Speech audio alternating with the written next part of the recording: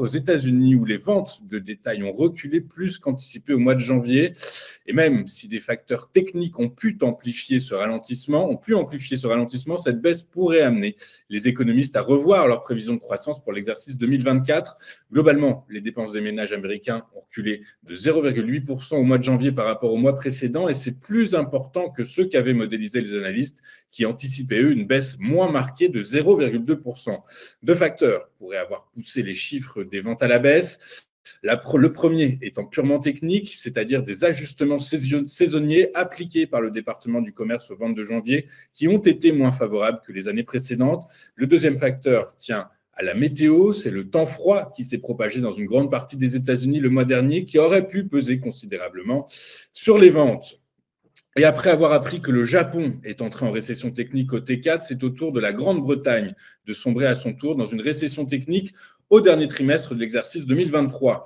Le produit intérieur brut s'est en effet contracté de 0,3% au T4 et ce après avoir reculé de 0,1% entre juillet et septembre, selon des données publiées hier par l'Office national de la statistique. Enfin, notons que sur l'exercice entier, l'exercice 2023 dans son entier, la croissance économique britannique s'est appréciée que de 0,1%. Pour les experts, la contraction du PIB britannique en décembre et au quatrième trimestre 2023 est principalement due à une inflation élevée et persistante, aux faiblesses structurelles du marché du travail, à la faible croissance de la productivité, mais aussi à des conditions météorologiques défavorables. Or, ces facteurs ont principalement pesé sur la performance des secteurs des services et de la construction qui sont les principaux moteurs de l'économie britannique. Mais 2024 s'annonce sous des auspices différents, principalement du fait des anticipations de baisse de l'inflation, recul de l'indice des prix qui devrait tout à la fois alléger la pression sur les ménages britanniques, mais c'est surtout l'évolution de l'inflation dans le secteur des services qui sera surveillée de près. Les prix des services ont en effet une plus forte composante coûts salariaux en raison d'une plus grande intensité en main-d'œuvre, mais au-delà de cet aspect, le secteur des services qui représente l'essentiel de l'activité économique et de l'emploi au Royaume-Uni. Et ce matin, toujours en Grande-Bretagne, nous avons appris que le secteur britannique du commerce de détail s'est très nettement redressé en janvier, ce qui suggère que les dépenses de consommation pourront stimuler la croissance en 2024. D'après l'Office for National Statistics, le volume total des ventes au détail a augmenté de 3,4% sur le mois, soit le double de la hausse de 1,7% modélisée par le consensus. Je vous rappelle que le mois précédent, les ventes avaient chuté de 3,3%. Nike va réduire ses effectifs mondiaux d'environ 2%, alors que la marque à la virgule poursuit ses efforts de réduction de coûts pour faire face à des perspectives de vente plus faibles et à une concurrence plus accrue. Cette annonce fait suite à la baisse des prévisions de vente du groupe pour l'exercice 2024 en janvier dernier, alors que l'entreprise déclarait à cette occasion qu'elle chercherait à réduire ses coûts jusqu'à 2 milliards de dollars au cours des 3 prochains exercices. Enfin, notons, et c'est une bonne nouvelle, qu'EDF a enregistré un résultat net positif de 10 milliards d'euros l'an dernier, et ce grâce au redressement de la production nucléaire, lourdement affectée par des problèmes industriels en 2022.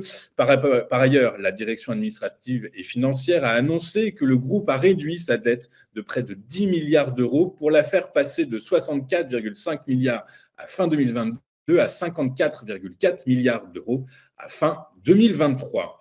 Faisons maintenant le tour de ce qui s'est passé sur les principales places boursières de la planète hier et en Europe. Les marchés actions clôturés dans le vert.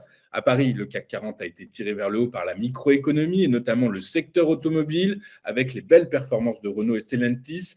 Notons que l'indice phare parisien a atteint en séance un plus haut absolu à 7 752 points avant de retourner vers les 7 743 points. À Londres, les anticipations d'une baisse des taux directeurs de la Bank of England sur fond d'entrée en récession technique de la Grande-Bretagne ont dopé le FTSE qui a fini la journée sur un gain de 0,38% à 7 597 points. Enfin, à Francfort, le DAX a également inscrit un record historique en séance à 17 089 points avant de clôturer sur un gain de 0,56% à 17 046 points. Aux États-Unis, sur fond de baisse des taux souverains et du recul des ventes au détail, les investisseurs sont de nouveau confiants dans un prochain assouplissement de la politique monétaire de la Réserve fédérale américaine. Le Dow Jones a ainsi pris 0,91% à 38 774 points. Le S&P 500 a gagné 0,58% à 5 029 points. Enfin, le Nasdaq Composite, c'est lui étoffé de 0,3% à 15 906 points. En Asie ce matin, soutenu par les propos dovish du gouverneur de la Bank of Japan et dans le sillage de Wall Street, le Nikkei navigue toujours dans une zone de record et a gagné 0,86% à 38 487 points. En France, le SBF 120 s'est apprécié hier de 0,85% et le CAC Mid & Small de près de 1%. Allianz, ex-Alde, a fini en tête du SBF 120 grâce à son gain de 8,52% à 5,73 €. Le titre de la filiale de la Société Générale a profité d'achats à bon compte après avoir reculé de plus de 8% suite à la publication de résultats annuels en forte baisse et à la révision à la baisse de l'objectif de cours de JP Morgan. À l'inverse, Verallia a fini lanterne rouge à cause du repli de son titre de 2,92% à 33,24 €. L'action du producteur d'emballage est pénalisée par les investisseurs alors que les résultats 2023 et les guidance 2024 sont légèrement inférieurs aux attentes. Sur le CAC, Mid & Small, Prodways a gagné 11,7% à 1,09 €. Plastivaloir a par contre cédé 6,08% à 3,09 €. L'action est pénalisée par les ajustements à la baisse des anticipations de chiffre d'affaires d'un cabinet de recherche Action. Sur le Forex, le recul des ventes au détail aux États-Unis et la baisse surprise de la production industrielle ont pesé sur le dollar. L'euro s'est ainsi renforcé de 0,29% à 1,0756 $. Sur le marché des taux souverains, le rendement du Bund à 10 ans a fini pratiquement stable à 2,365%, tandis qu'à l'heure de la clôture en Europe, le rendement des bons du Trésor américain à 10 ans reculait lui de près de 2 points de base à 4,2535%. Enfin, sur le marché du pétrole, les cours ont oscillé hier entre contraction et expansion avant finalement de finir en nette hausse.